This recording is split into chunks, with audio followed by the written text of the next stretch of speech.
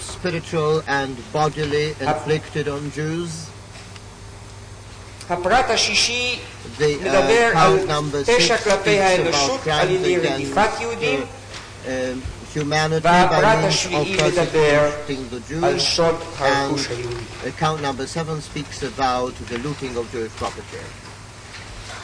אומר כבר בראשית דבריי, I will say at the outset of my statement here, כי הפרט השלישי מסתכל סיכום כולל בפסקה ב' המדברת על גרימת נזק חמור למיליוני יהודים בגופם ובנפשם בגרמניה ובשאר מדינות הציר, בשטחי הכיבוש, וכן בשטחים שהיו פנויים למעשה למרותם. הדוגמאות אשר הבאנו אחר כך בפסקה ד' אינן ממצות, והרי הן בגדר דוגמה בלבד. Are only given as an example.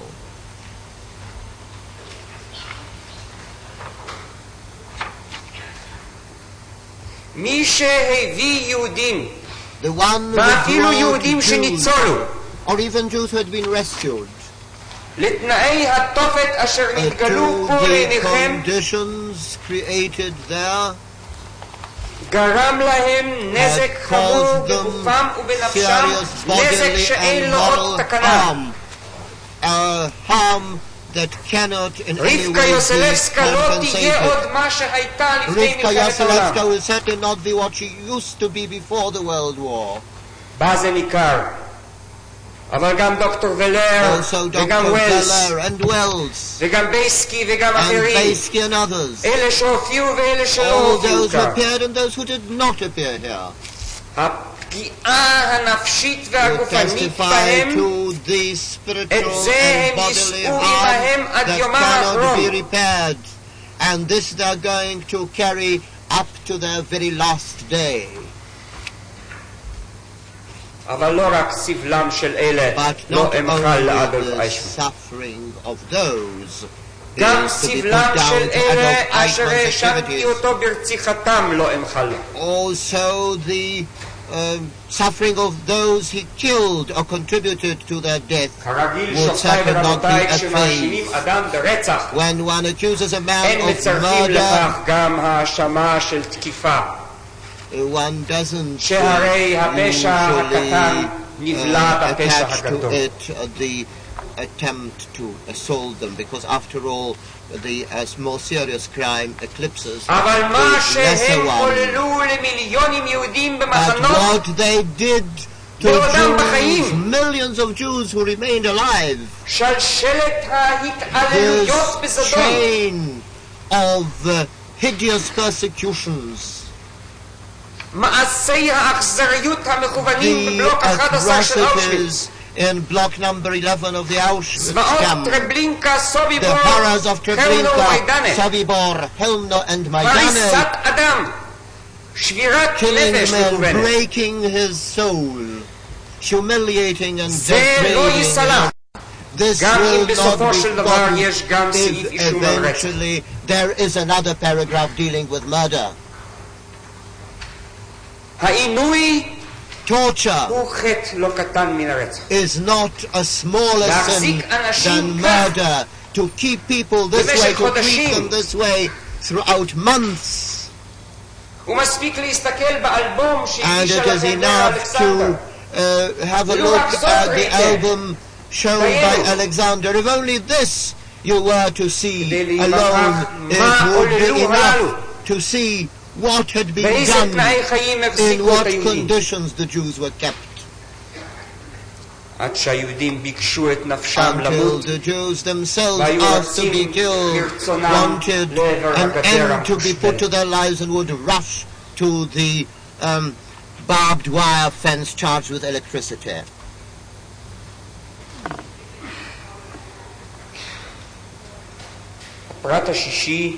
Second, account number 6 lists actually the same acts which are reflected in the chapter dealing with crimes against humanity, and we shall not forget and forgive Eichmann any of those acts. He acted against the Jewish people, against humanity, and also committed war crimes. He persecuted Jews for national, religious, and political reasons, as mentioned in the law. He was persecuting them all throughout the Nazi rule. This chapter covers his activities ever since joining the front against the Jewish people up to the very last day of his activities within the framework of Nazi Germany.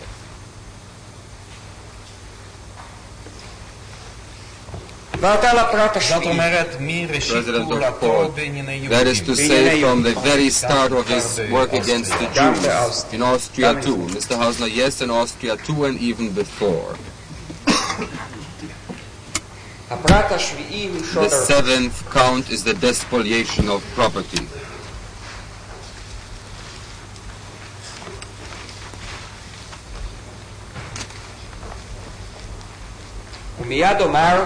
And I shall say right away that we accuse him in this despoliation, which is linked with crimes against the Jewish people and against humanity as well as with war crimes. I do not overlook the doctrines set down at Nuremberg, which say that the mere confiscation of property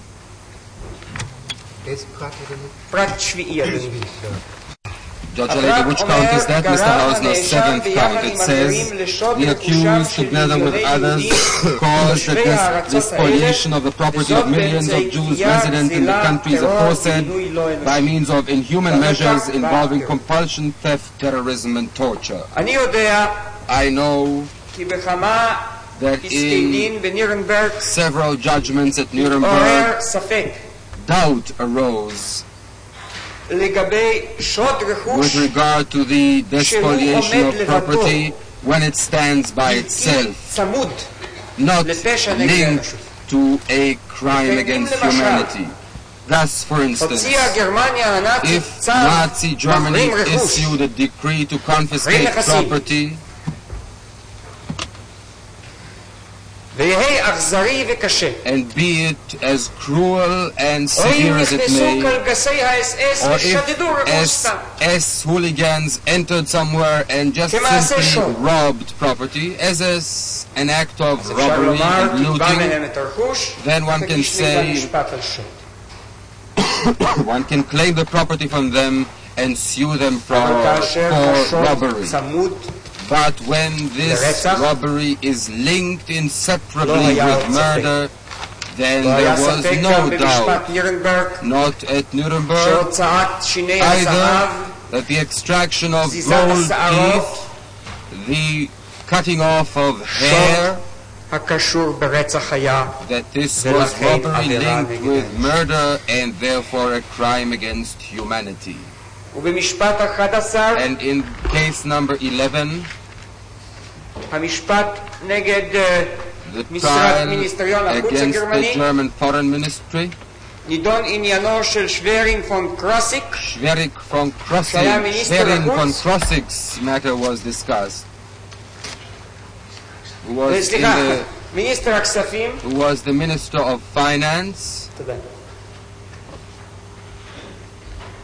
and he was charged, among other items, as the owners will find in volume 12, page 48 at the bottom.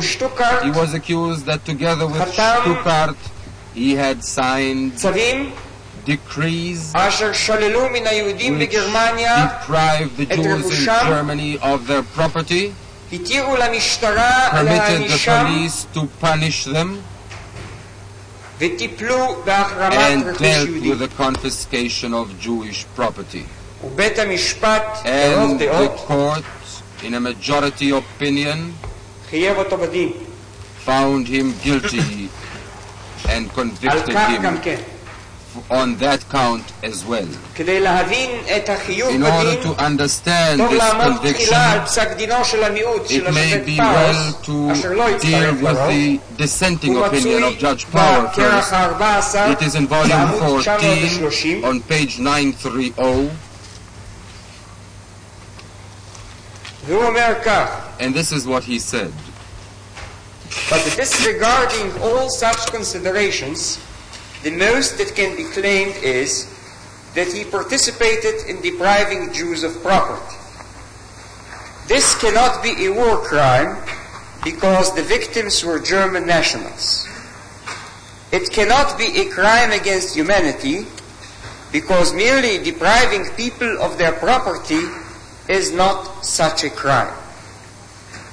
There must be some mistreatment of the person, as previously pointed out. Schwerin von Krosigk is not shown to have participated in any such mistreatment of the person of Jews or anybody else. That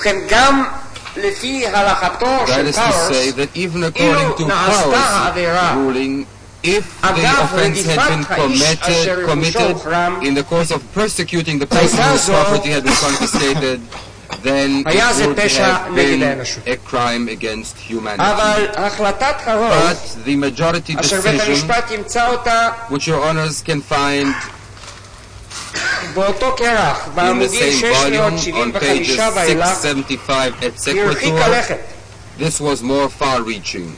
And on page 679 and 680, the man was convicted on these counts as well.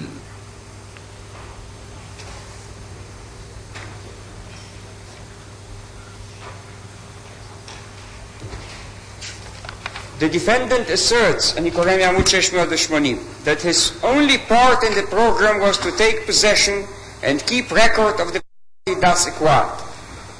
That Himmler told him the process had been in existence for some months, and that he, Schwerin von Krosigk, thought there was nothing he could do, and he was convinced that the official promulgation would guarantee greater protection under the law than if the police, as heretofore, had handled it anonymously. This is an explanation which does not explain, and a justification which does not justify. It is difficult to say what comfort it would be to a Jew who was about to be murdered, or to his heirs who were about to be disinherited, to know that he was being robbed according to a tidy governmental regulation, and that the receipts of the robbery were to go to the credit of the Reich rather than into the hands and pockets of the executioners.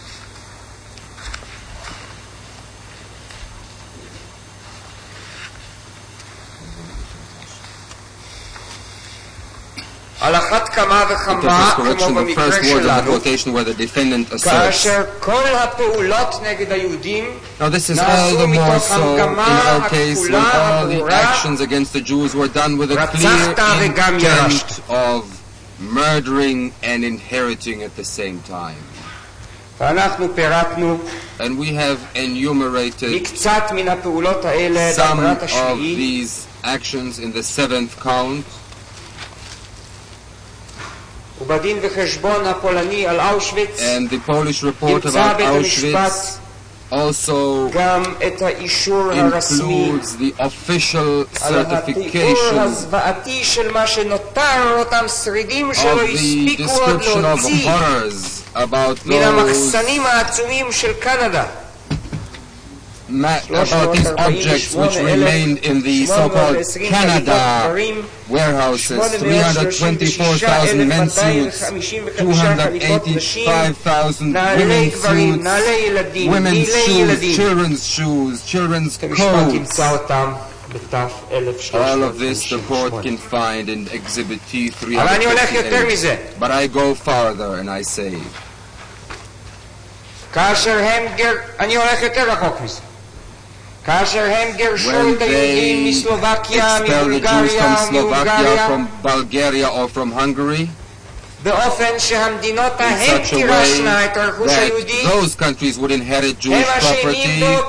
They are just as guilty of the spoliation and are accessories to that crime. הרכוש הנגזל נשאר בידי אחר. Property remained in the hands of others. המשפט יזכור את העיקרון הגאוני של הטריטוריאל פרינציפ, the ingenious principle called the territorial principle, which was designed to induce the satellites to hand over the Jews to Germany. Give us the Jews, they said, but the money will remain in your hands, in the hands of Slovakians or Romanians or Hungarians. Whoever does that is an accomplice to the crime of robbery. Whoever sets in motion such conditions that make it mandatory on a Jew to hand over his property in order to run away and save himself is an accomplice to the crime of robbery. And I go even further. Even the confiscation of the Manfred Weiss works in Budapest, something which apparently Aייכמן did not want. He only wanted the members of the Weiss family, but this happened because of the conditions which he created, because of the laws and regulations and edicts for which he is responsible. That also is his guilt. President of Court, you, sir, could also recall here the payment required from every Jew who was deported. I'm getting to this now. In Slovakia,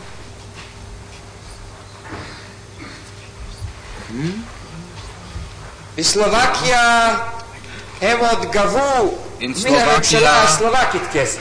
They even took money from the Slovakian government for having released them of the Jews. President of course in other countries too. Yes, Mr. Alba, yes, in Greece. In other countries they extorted money. The Jews themselves had to pay for their deportation. There was a special account W and the emigration fund in the protectorate, from which the Jew himself had to finance his own deportation to the death camps. And the court will remember Eichmann's ingenuity when Jews were required for fortification work in Vienna because Plaschke wanted to construct these fortifications. Aייכman said, I am saving these Jews, so you will have to pay me, he told Kastner, for each and every Jew $100 per head. Not only that he took them to perform forced labor, not only that he held them under inhuman conditions, he even requested and received ransom from Hungarian Jewry for those people. And when I asked him, he said, if it is listed in some kind of document, then it must be true, but I do not remember. And it is written down, it is in the Kastner report, and Hansi Brandt testified about this in session 58, page 36. Judge Halevi, Mr. Attorney General, I have a legal question here. The law in paragraph 1, B, in war crimes, mentions explicitly the plunder of public or private property. Mr. Hausner, yes, but yes, and it is not mentioned under crime against humanity. Judge Halevi, this is one remark. Now, from the point of view of the indictment, as far as I see now, only in the 8th count the crime against humanity is mentioned, and this does not pertain to the plunder of property. Mr. Hausner, this pertains to oppression, deportation, and murder. Judge Halevi. But this is war crime except for the plunder of public property, so that one cannot apply the 8th count to the plunder of property. Mr. Hausner, yes, sir. Judge Halevi, and the plunder of property with which you are now discussing, sir, this appears in the indictment only as a crime against humanity, although in the law it appears as a war crime, but not explicitly. Mr. Hausner, yes. I shall immediately explain the reasons for this formulation. Judge Halevi, you can do so after the break if you wish, sir. Mr. Hausner, thank you, sir. President of Court, we shall have a 20-minute break.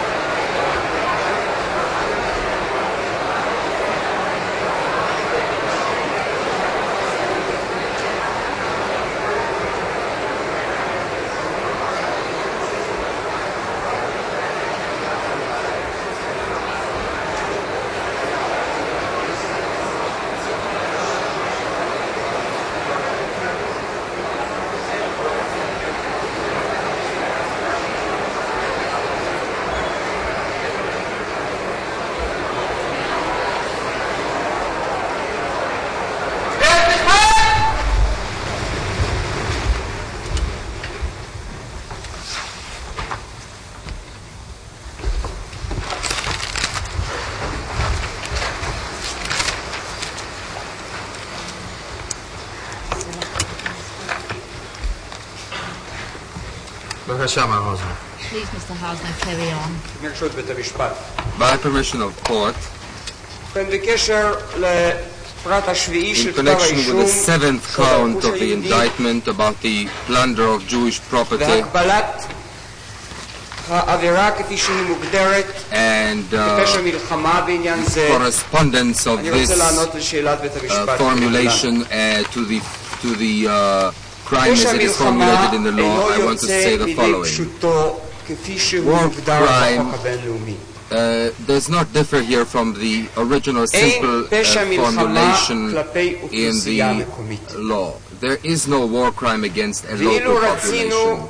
And if we had desired to include the plunder of property under war crime, we had to exonerate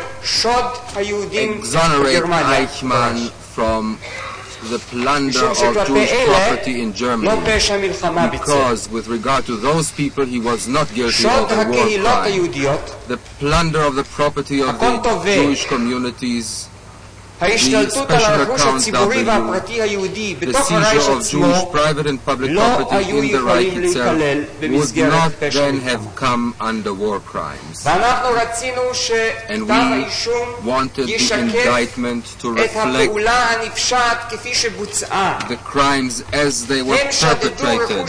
They robbed Jewish property not because it was property in an occupied country. They robbed it because it was Jewish. And therefore we singled it out in the overall framework, because that was the true nature of this crime. Of course, the court is free to change matters as it sees fit from the proof, but I say now too, the plunder of Jewish property was not committed because Germany conquered other countries and transgressed against international law, but because it committed crimes against the Jewish nation and against humanity. This is how this plunder is to be regarded as linked to other crimes. True, there were confiscations of property in occupied areas, and homes and flats and other assets were taken. But this was not done against people because they were members of an occupied nation. The Nazis damaged the Jews as Jews. And this is why we formulated the seventh count as we did, because only thus does the entire operation reflected. To them it did not matter whether a Jew was from Germany, Belgium, Norway, or any other country. And if we had drawn the distinction between the Jews of Germany and said, there it is a war crime, whereas in the case of Jews in Poland, France, or another occupied country, it is a war crime, I think we would have misrepresented reality. Then the indictment would not have reflected their crimes and their decisions.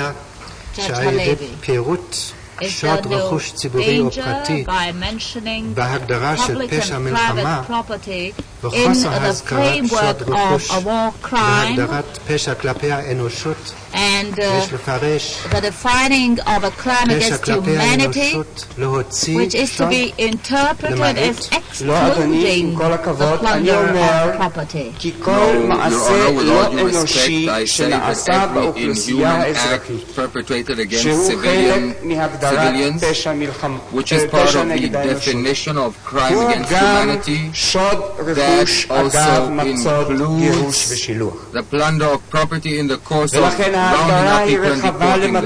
Therefore, the definition is quite comprehensive as it is in paragraph 1b7. I'm sorry, 1b. Of the law for the punishment of Nazis and their collaborators, and this covers the plunder of property. Moreover, I say that the plunder of property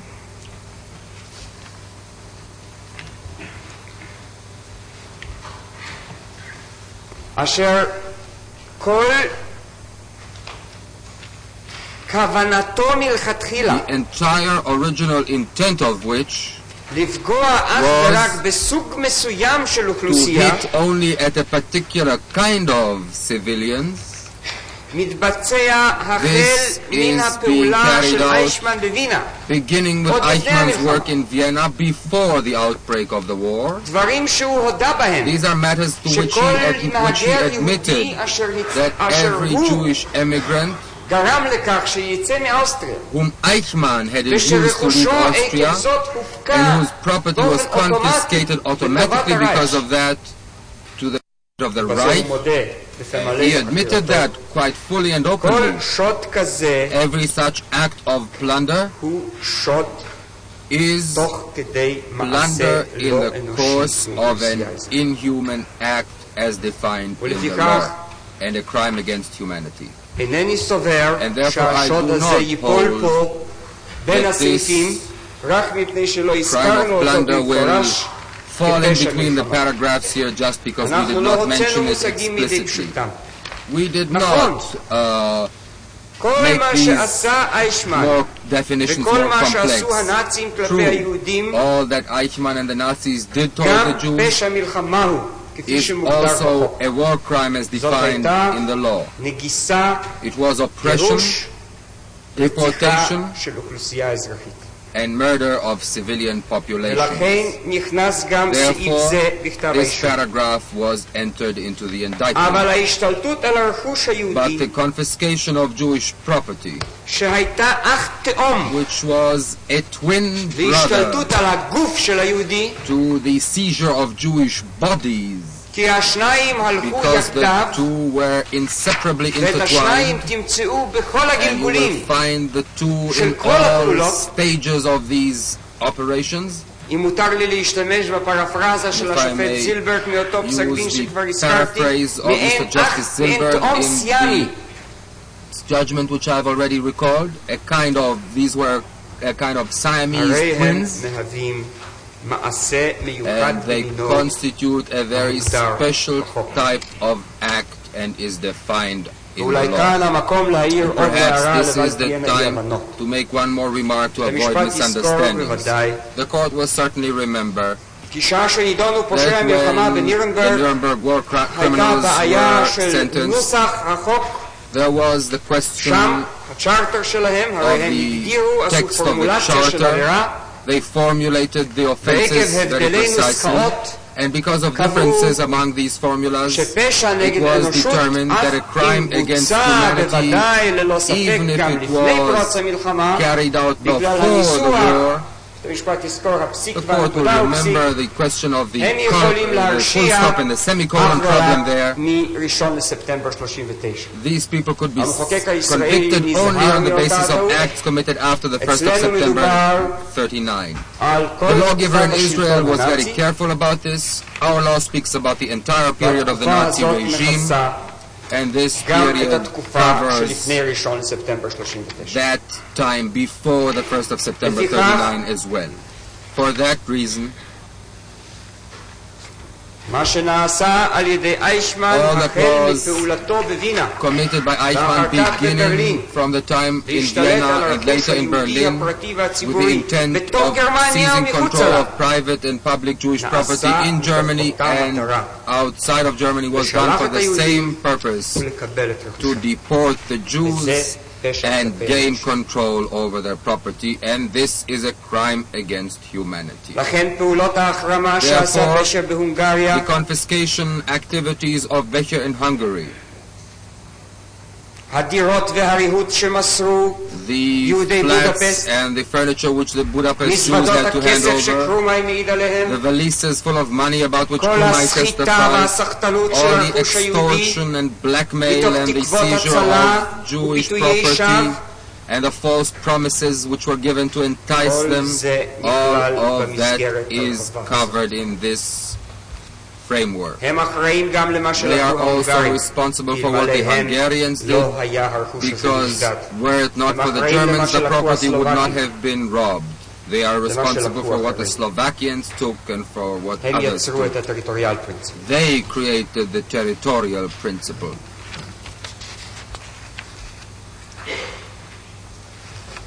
בית המשפט יזכור כי אייכמן היה האיש אשר ביקש אותה יזמה שכתוצאה ממנה נקבע בגרמניה כי הרכוש היהודי השדוד יישאר במקום בו הוא נמצא.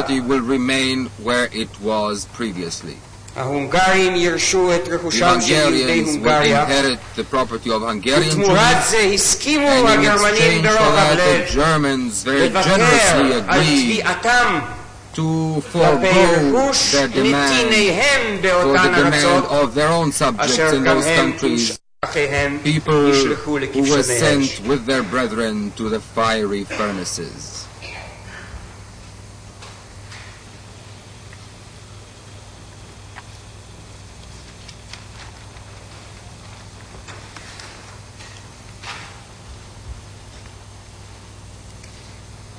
בסעיף זה נזכרת אקציון ריינהארט, אם כי כבר דיברתי עליה הבוקר. אני רוצה כאן, מכיוון שפה היא נזכרת במפורש, להגיד עוד מילים מספר.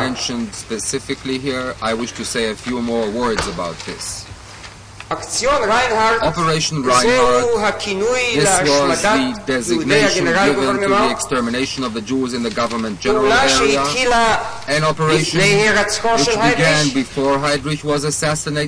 אבל הם החליטו לכבד את זכרו ולהנציחו כדי לקרוא את הפעולה עליו. To name it after him. Operation Reinhardt did not begin in that June or July 1942 כאשר היידריך נפח נשמתו לאחר התנקשות לוחם מחתרת צ'כי. Czechoslovak partisans had shot him. It began much earlier.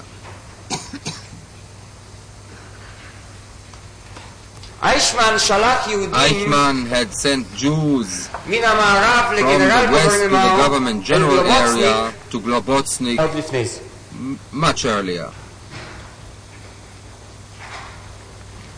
And for that reason, the name of the operation must not mislead us as if it began only on the date of Heydrich's death.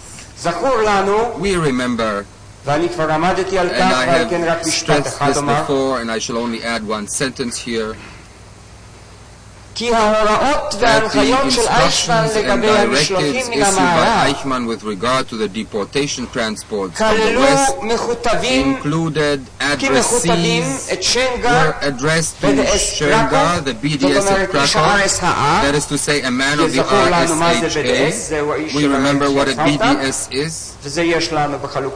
We have that in the list of the distribution of functions, and they were also sent to Globocnik, the man in whose area of jurisdiction the death camps were constructed.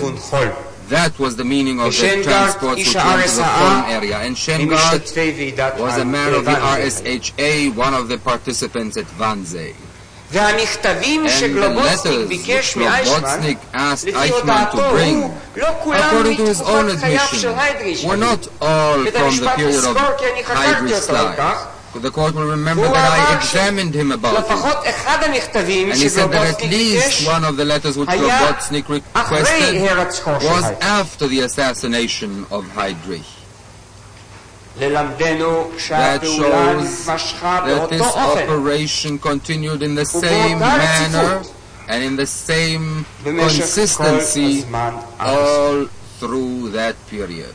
And furthermore, when eventually Globocnik reported, this is in document T1389, about the completion of this operation, This is the same document beginning with the words, die Aussiedlung ist erledigt und ausgeschlossen, the relocation is complete, and Eichmann admitted that this meant all the Jews had been sent to the camps. He says that he had transferred the camps to Pole, beginning from the second half of 1943 and August 1943, and only then was the Travniki camp transferred, and only in October 1943 were the camps of Lubnik, Piatova, Plashnov and Lemberg transferred. That is to say, these camps were never under the control of the head office of administration and economy until that date. And when this monster was about to retreat, the Nazi monster, the order was given, which we find in document 1418, to see to it that inmates and detainees should not fall alive into the hands of the advancing Soviet army. A BDS is signed on this, a man of the RSHA.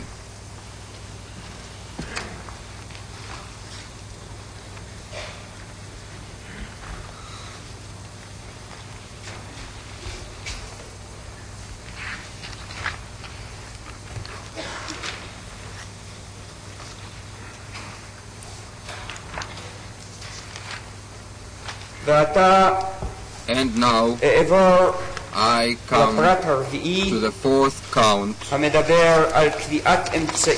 which deals with measures, the purpose of which is to prevent births among Jews.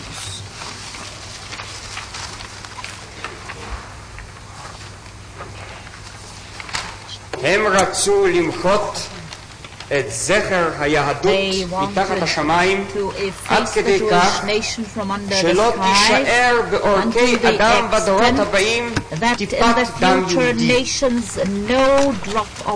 ומי שאינו חייב מיתה מפני שיהודי הוא, חייב עיקור הוא, ובל יביא ולדות לעולם, כדי שבדורות הבאים לא יהיה עוד איש and there should be not one manner who directly or indirectly comes and stems from the Jewish nation. The law speaks of means. ואני מניח שהמחוקק שעה שחוקק כך ידע כמובן מה אירע ולמה הוא מתכוון, שהרי לאחר מעשה חוקק ולאחר שידע מה אירע ולא בחלל הריק ולא לאפשרויות עתידות הוא חוקק. החוק הזה לעבר הוא חל, ולכן בקביעת אמצעים מדובר, אם כי לגבי כמה מן האנשים כגון שני העדים האלמונים אשר הופיעו בפניכם בישיבה הסגורה, קביעת האמצעים האלה הייתה להם גם משמעות מאוד ממשית. האמצעים האלה קבעו לנצח את היותם עקרים.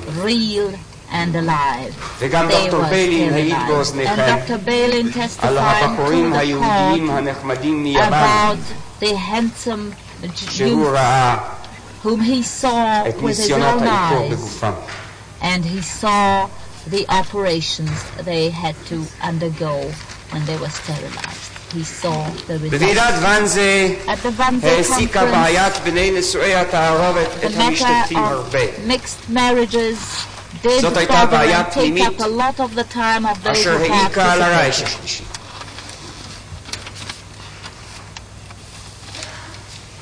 וזכור לכם שופטיי ורבותיי כי בפרוטוקול הישיבה ב6 למרץ 42 אין שמו של אייכמן מופיע בין המשתתפים, Eichmann's name. והוא נחקר על כך גם על ידי הסנגור וגם על ידי. Amongst the participants he was questioned by myself באותו יום הייתה ישיבה אחרת כפי שהוכח לכם. He was not listed. There was another meeting in his office on the same וכנראה שבאותה ישיבה או שלא השתתף או שהשתתף באופן חלקי. מכל מקום האמת היא ששמו אינו מופיע.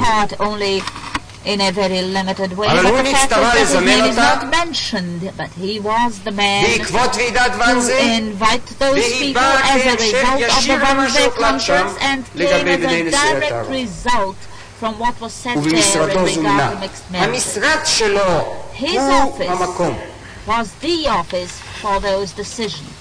ואיש לא יאמין כמובן להסבר האבסורדי שלמשרד שניים או ללשכת הפירר אשר בעצם הם היו צריכים לנהל אותו עניין. לא היה מקום איפה לזמן את האנשים האלה. רק בקורפירסטרסה 116 היה מקום פנוי, כך אומר אייכמן, כדי לזמן. היו שם 10-12 אנשים.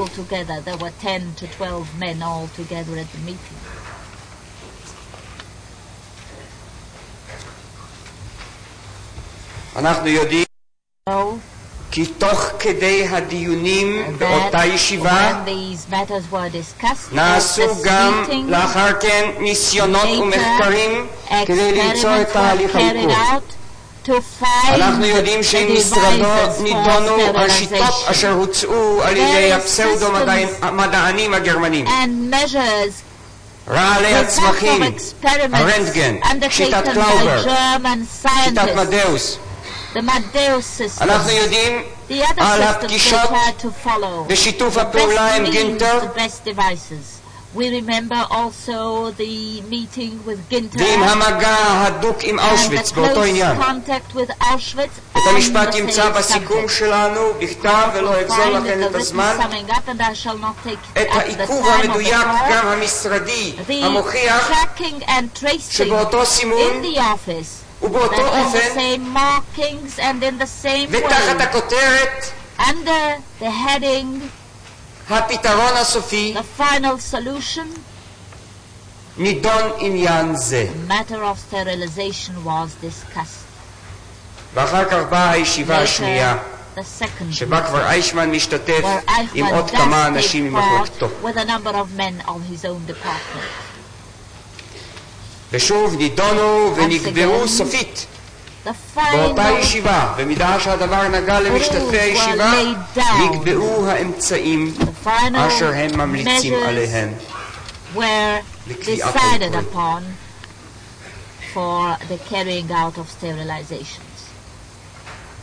ועכשיו שופטיי ורבותיי, או שתאמינו למסמכים אלה ותאמינו למה שעולה מתוכם, או תאמינו לאייכמן אשר שינה פה 3 פעמים את גרסתו. פעם אמר שהישיבה זומנה על ידי ריישאואר, פעם אמר שהיא התקיימה במשרדו לצורכי הסוואה, זה הוא אמר בחקירה המשטרתית, תו 37 עמודים 868 ו-1332,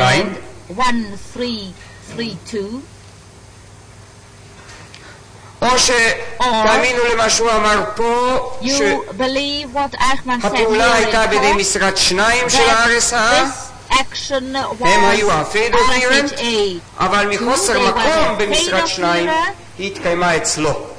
ולשאלתי מדוע השתתפו גם אחרים ממחלקתו, הוא אמר שהיה נעים להיפגש עם אנשי משרדים אחרים ובדרך זאת קצת להתאוורר מן השגרה המשרדית.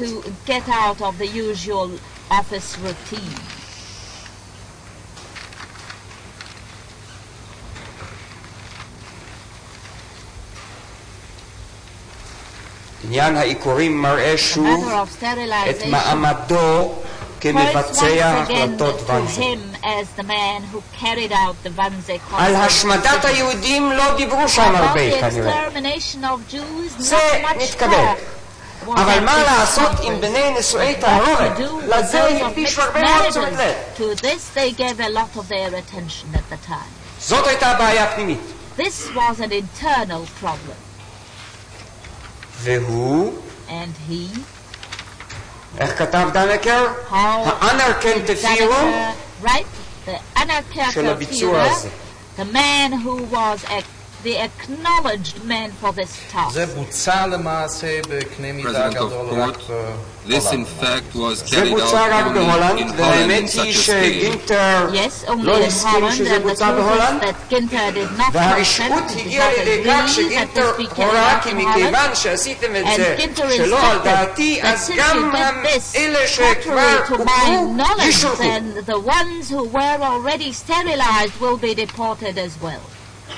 אבל ניסיונות בוצעו באושוויץ, והפסקות לידה בוצעו בטרזין ובקובנה, כפי שהוכחנו לכם על ידי עדויות, על ידי עדותו של דוקטור פרץ, על ידי העדות של רם, על ידי פקודת היום של טרזין ועל ידי מסמכים אחרים. למחות זכר ישראל מתחת השמיים. ואפילו שזכר זה מתבטא כבר בלבוש חצי לא יהודי. Even when it concerns half Jews.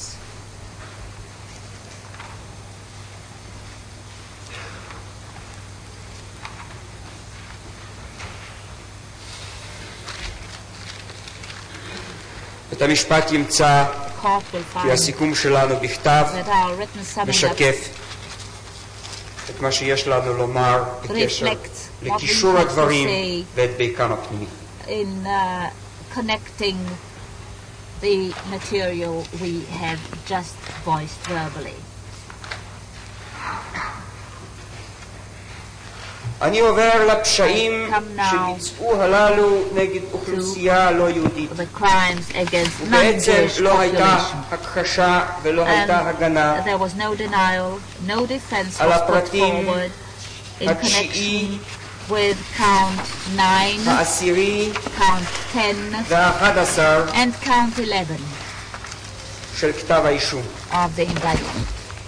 אייכמן מודה שהוא עקר מאות אלפי פולנים ממקום מושבותיהם ומושב אבותיהם והעביר אותם למקומות אחרים מתוך כוונה ליישב משפחות גרמניות באותם מקומות.